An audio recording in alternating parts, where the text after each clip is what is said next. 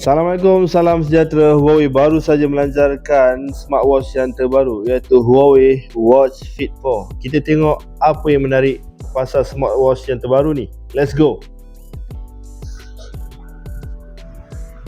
Mula-mula saya pegang new smartwatch daripada Huawei ni terasa ringan.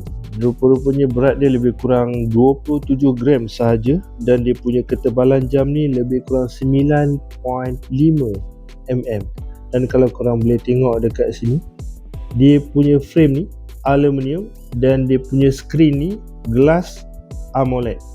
Kalau korang duduk di bawah matahari tak ada masalah sebab dia punya nits 2000 nits. Cerah, tak ada masalah, boleh nampak. Untuk Huawei Fit 4 ni dia ada 4 color yang menarik: black, purple, grey dan white.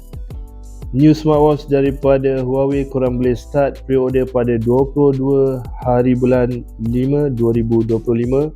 Harga dia, stay tune guys.